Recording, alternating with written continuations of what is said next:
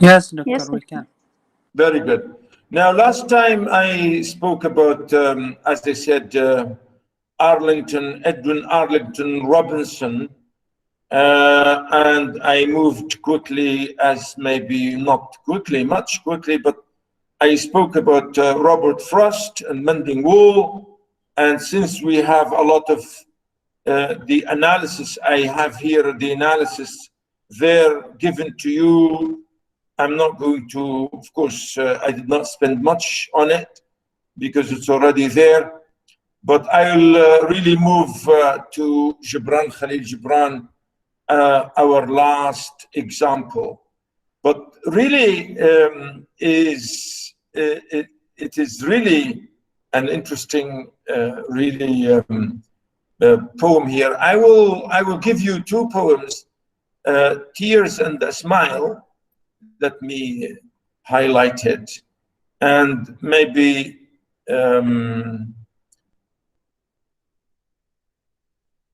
yeah. Let me see the other one, Songs of Fortune, or the Poet. Yeah, that's it. So I will give you two poems, and the rest you can read on your own, because really he is really an amazing man, Jibran, Khalil Jibran.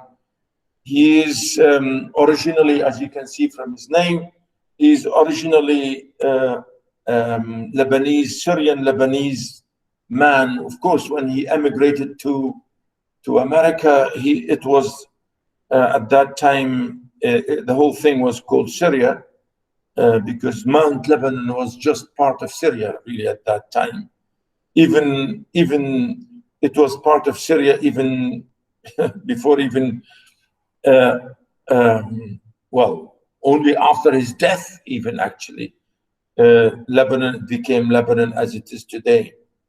So Gibran, really, he's an amazing, absolutely productive, great man of letters, really a great poet and writer and philosopher. Really, he was a philosopher, a lovely, great, really man in every sense. Remember, I think I gave you, well, maybe not to you, but to many of, in my other courses, I think I gave him as an example of the parable, or there were parables really for the, in the course I'm teaching in introduction. I'm teaching this course to my education people, really. Introduction to Literature 1, which an example of the fable, or the parable, actually, the parable. Most of his poems were like, in a way, like short stories or like parables, because they're full of ideas and, you know, really axioms, if you like, or maxims, or like proverbs, or really very lovely sort of thoughtful thing that he writes about.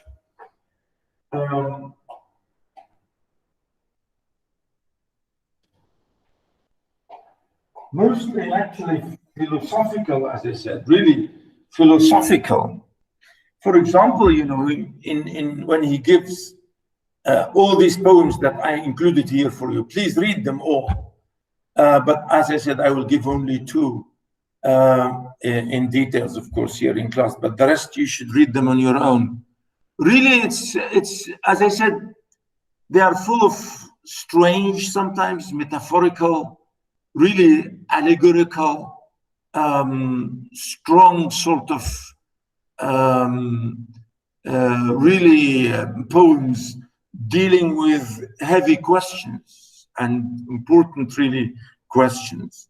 For example, here, the first one, I will read this one quickly for you. I'm not going to explain, but he's talking here about love. Notice, they say the jackal and the mole drinking from the self-same stream where the lion comes to drink.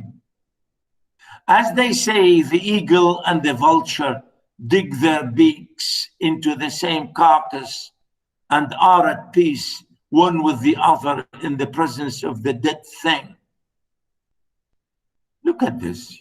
Look at the allegory and the parallel, if you like, things to do with life, and the way he's talking about the jackal and the mole, the jackal and the mole, and and the lion, and again the gull, the eagle and the vulture. And the question here about this funny thing about starting with animals, and the title is called Love. They say the jackal and the mole drink from the self-same stream where the lion comes to drink.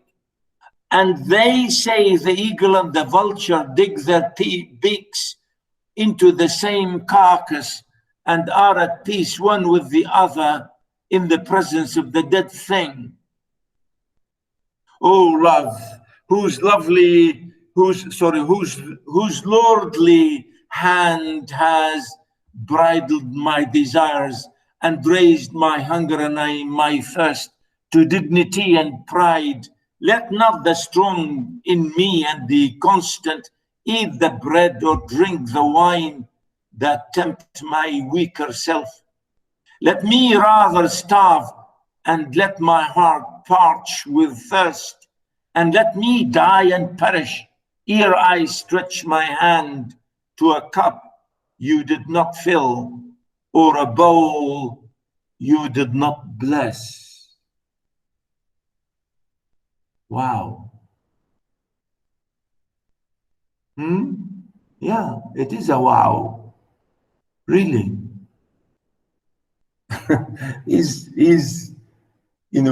Look at this. He's talking about love. He spent the whole idea or half of the poem talking about animals. And then he moved on. Oh, love. He's talking, what is love? He's giving here a real, absolute, lovely definition of what love really is. I'm not going to explain it to you, but think about it. It's really a lovely poem. Here, a tear and a smile. Again, a great poem. A tear and a smile. Look at this title. دمعة وابتسامة. دمعة وابتسامة. Oh my God, yeah. So again, really, it's, as I said, philosophical thing here. I would not exchange the sorrows of my heart for the joys of the multitude. And I would not have the tears that sadness makes to flow from my every part turn into laughter. I would that my life remain a tear and a smile. A tear to purify my heart and give me understanding of life's secrets and forbidden things and hidden things. A smile to draw me nigh to the sons of my kind and to be a symbol of my glorification of the gods. A tear to unite me with those of broken heart. A smile to be a sign of my joy in existence. I would rather that I died in yearning and longing than that I live weary and despairing.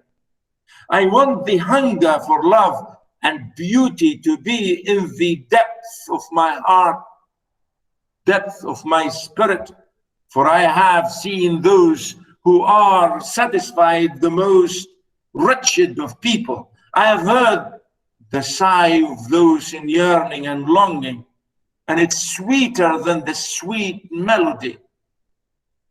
With every morning the flower folds her petals and sleeps, embracing,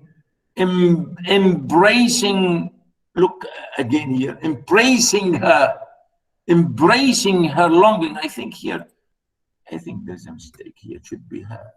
Embracing her longing, and morning's approach, she opens her lips to meet the sun's kiss.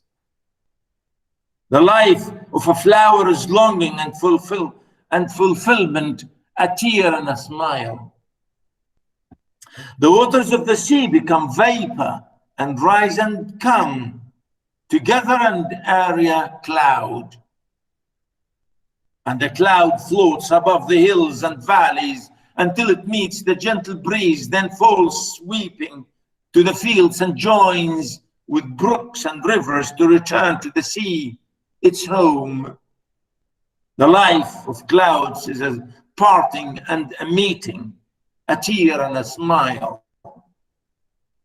And so does the spirit become separated from the greater spirit to move in the world of matter and pass as a cloud over the mountain of sorrow and the plains of joy to meet the breeze of death and return whence it came to the ocean of love and beauty, to God. Oh, look at this. Really, it's an amazing, absolutely full of meanings here and images and really a lot of allegory, really a lot of references to a lot of things in life.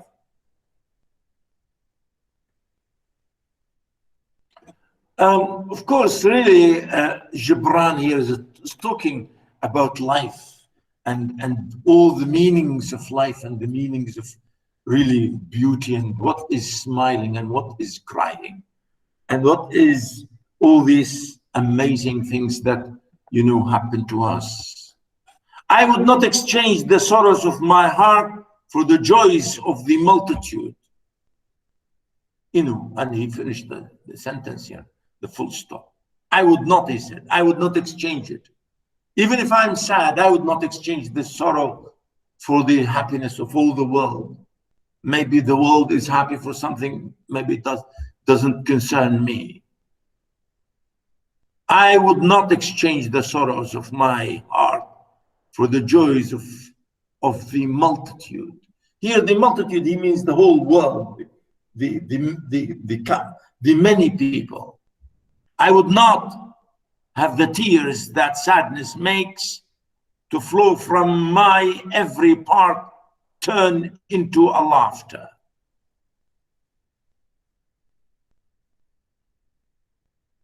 I would not have the tears that sadness makes to flow from my every part turn into laughter. What does he mean? How come? How can tears can be laughters? How can tears then change into laughters, he said. He said, I would not change my tears of sadness and spoil them by laughter. I would that my life remain a tear and a smile. I would. Look at this here. Really, it's a lovely sentence like here. He said, I would. Really means I wish here. I would that. I would that means I really hope to. I wish to. I would that my life remain a tear and a smile.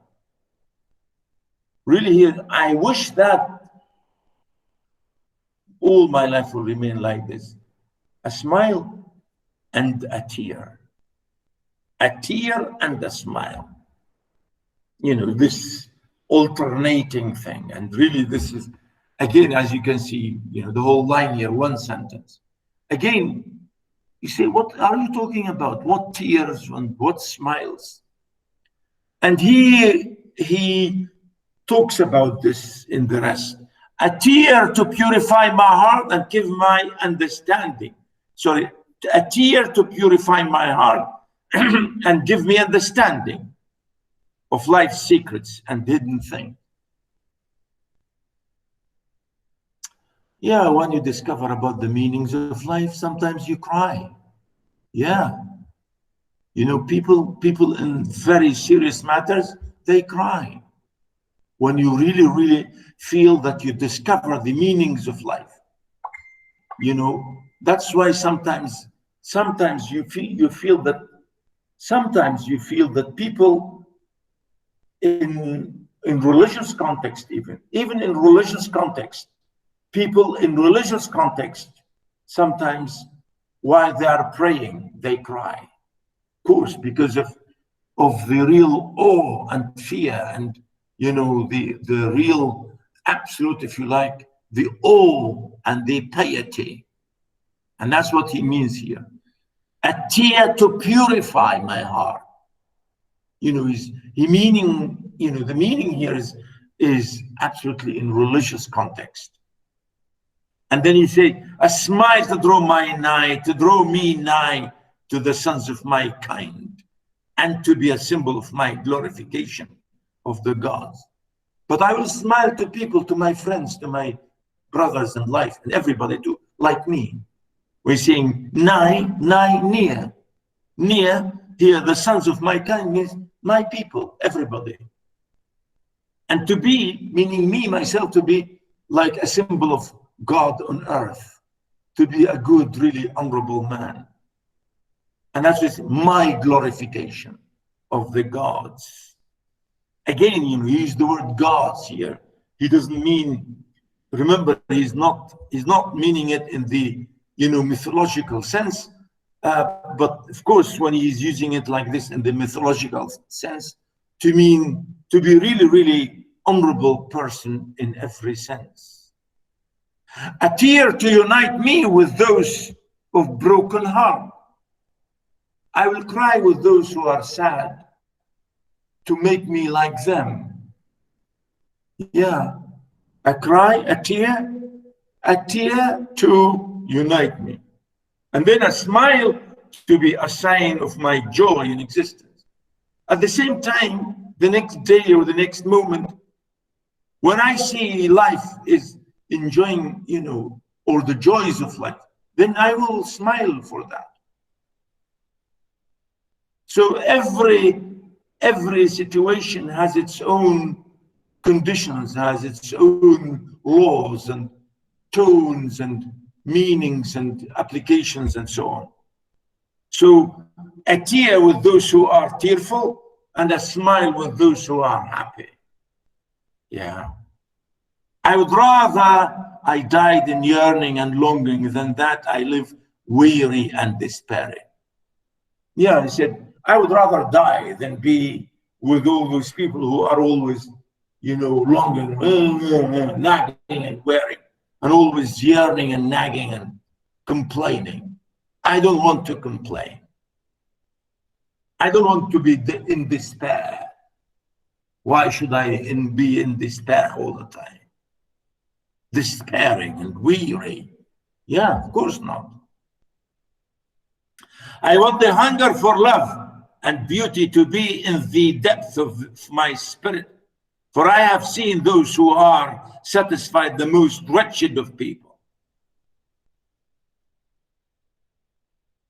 Oh, as if to say you have to always be wanting to know and wanting to learn, always to be urging and wanting to learn and to be, he said, to love, he said, of my spirit. I want the hunger for love and beauty to be in the depth of my spirit, meaning always to have the spirit of wanting to love and to learn and to be always, you know, on the urge of wanting to learn and to know. For I have seen those who are satisfied the most wretched of people, who think that they know everything. They are the most miserable thing, he said. They're satisfied, they think they know everything. They are wrong. I have heard the sigh of those in yearning and longing, and it's sweeter than the sweetest melody. I've heard the sigh of those in yearning and longing. Yeah. Again, to yearn, again, I think here he's using the word yearning. Yearning means wanting to learn, wanting to know, wanting to explore, to long to get things. He said it's much better. With evenings coming, the flower folds her petals. Here he's again using another image of the time, then the day, the night with the flower.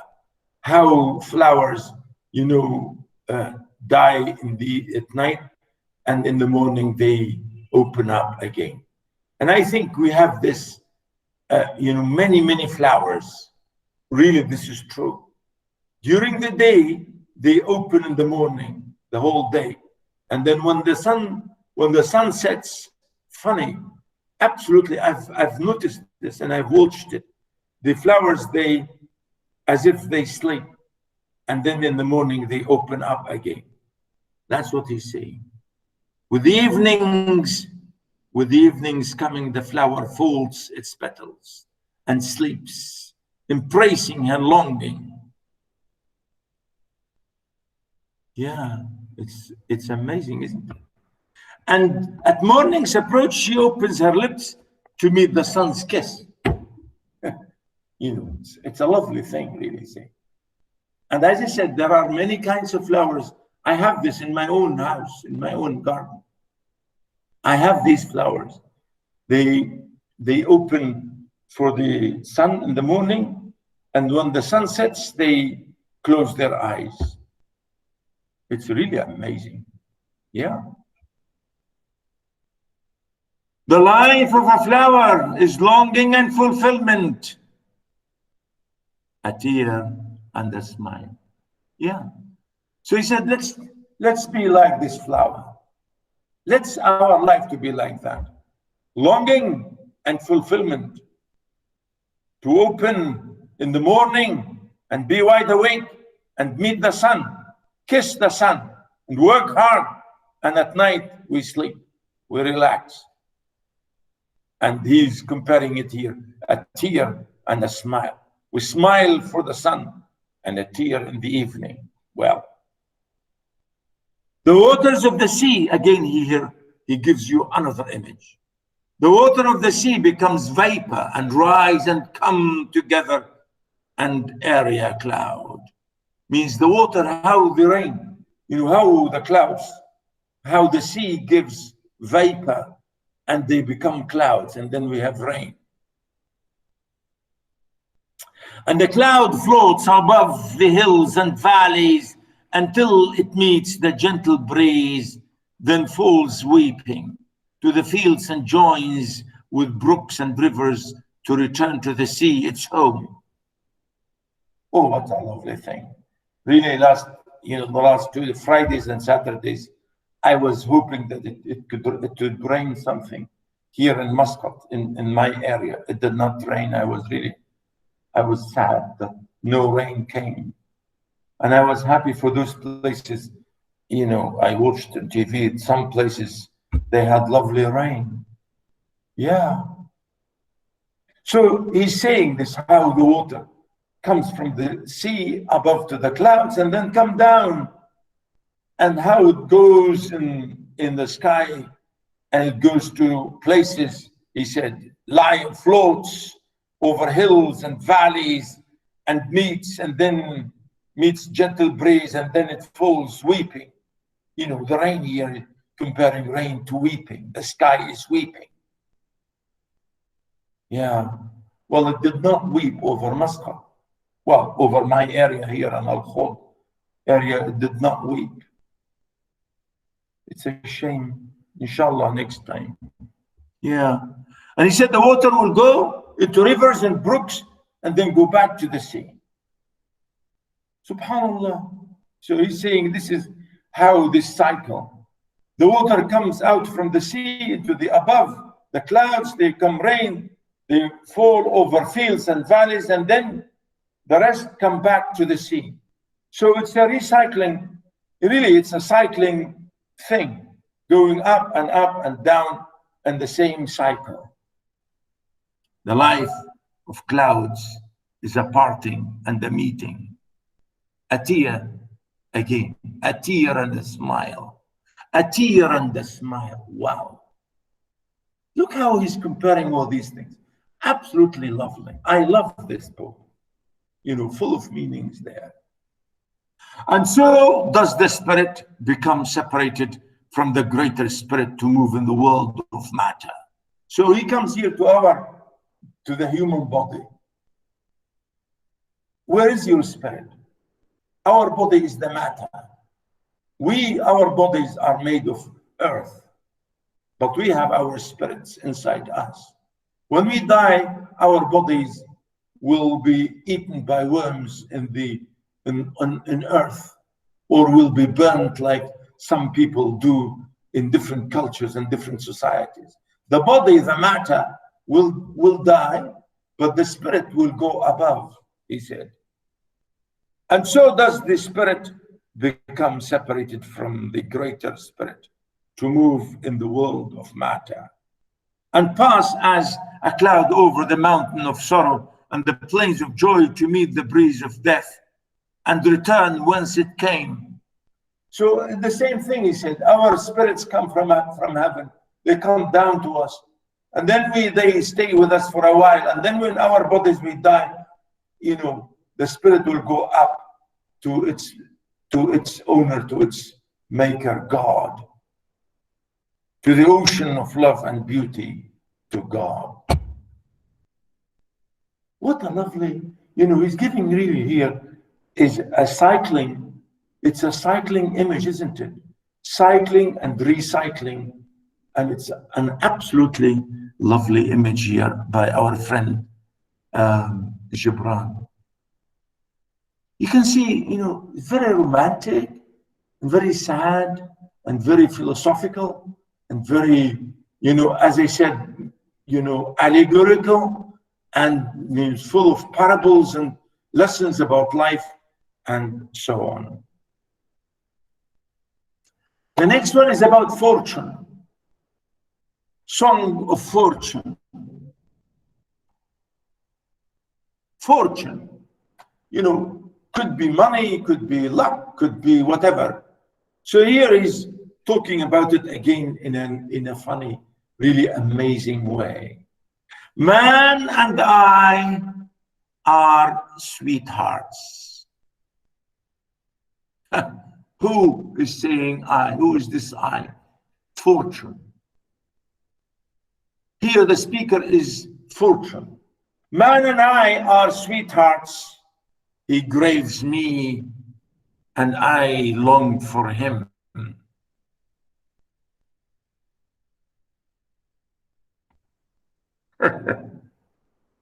Yeah.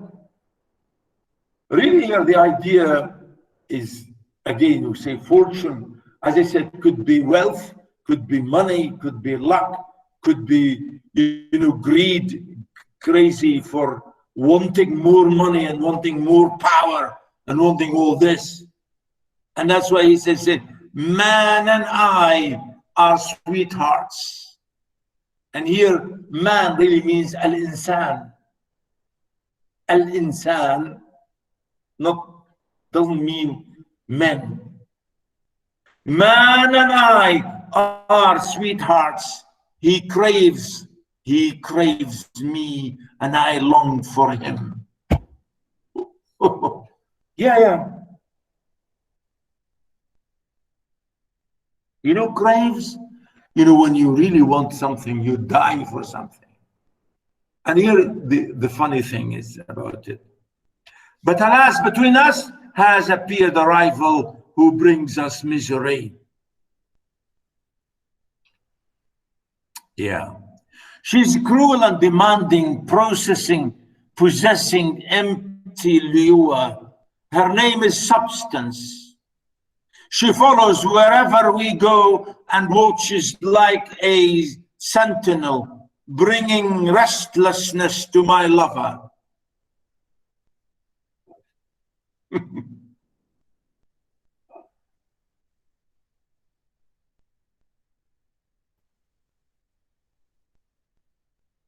I ask for my beloved in the forest, under the trees, by the lakes.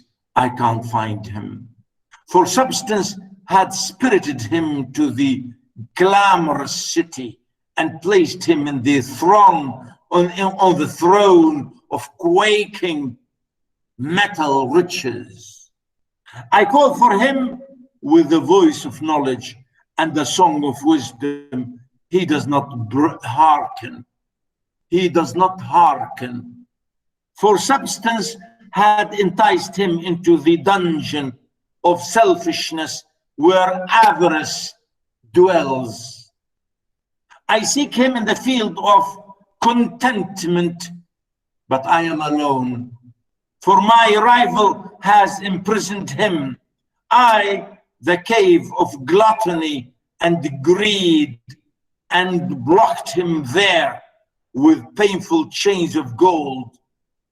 I call to him at dawn when nature smiles, but he does not hear, for excess has laden his drudged eyes with sick slumber. I beguile him at eventide when silence rules and the flowers sleep, but he responds not, for his fear over what the morrow will bring shadows his thoughts. He yearns to love me. He asks for me in this own acts, but he will find me not except in God's acts. He seeks me in the edifices of his glory, which he has built upon the bones of others. He whispers to me from among his heaps of gold and silver, but he will find me only by coming to the house of simplicity, which God has built on the brink of the stream of affection. He desires to kiss me before his coffers, but his lips will never touch mine except in the richness of the pure breeze. He asks me to share with him his fabulous wealth, but I will not forsake God's fortune. I will cast off my cloak of beauty. He asks me he seeks deceit for medium. I seek only the medium of his heart. He bruises his heart in his narrow cell. I wouldn't enrich his heart with all my love. My beloved has learned how to shriek and cry for my enemy. Substance, I would teach him how to shed tears of affection and mercy from the eyes of the soul, of his soul, for all things, and utter sighs of contentment through those tears. Man is my sweetheart. I want to belong to him. Just a minute, somebody at my door, please. Just a minute.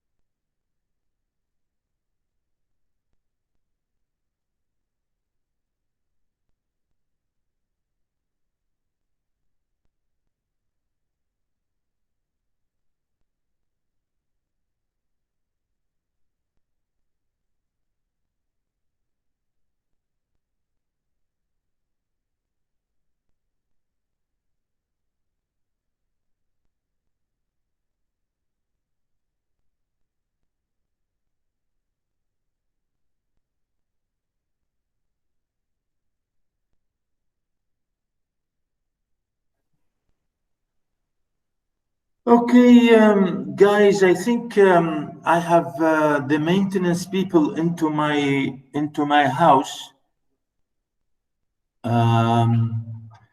So really, I want to stop I want to stop the recording and the lecture actually.